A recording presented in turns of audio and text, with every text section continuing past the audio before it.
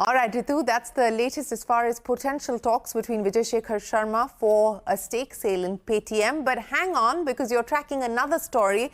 Let's update our viewers on that. The Reserve Bank of India has announced supervisory actions against Edelweiss Finance and Edelweiss ARC, citing material concerns. Now, the central bank has restricted these entities from undertaking any structured transactions pertaining to its wholesale exposures. So, Ritu, take us through what has led the RBI to act in this fashion and what impact it is likely to have on both these entities.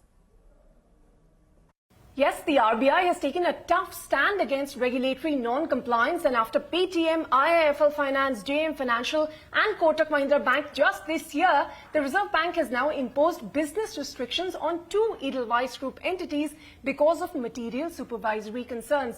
These entities are ECL Finance, which is Edelweiss Group's SME financing NBFC arm, and Edelweiss ARC, which is the asset reconstruction arm. Now, RBI has asked ECL to immediately cease and desist from undertaking any structured transactions relating to its wholesale exposures, and also directed Edelweiss ARC to immediately stop acquisition of any financial assets, including security receipts.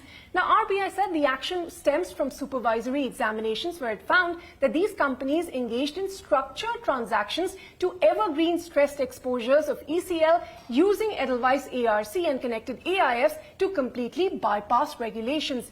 ECL Finance was found to have submitted incorrect details of its eligible book debt to its lenders, violated KYC and loan-to-value norms. It also acted as a conduit for loans from non-lender group entities to be sold to the ARC, circumventing rules which prevent such ARCs from acquiring assets other than those from banks and financial institutions. Now, in the case of Edelweiss ARC, RBI also said it failed to place RBI supervisory letter for FY22 inspection before the board. It shared non-public client information with group entities and so on. And despite opportunities for remediation, RBI said the entities continued to find new ways to circumvent regulations, prompting this action. However, RBI will review the restrictions once the companies rectify these concerns. So, tough stance taken by the regulator, and the recurring theme we're continuing to see in all of these actions is that gone are the days when RBI will stop with just a rap on the knuckle or a small regulatory fine, and the regulatory action, like the governor said, is going to be proportionate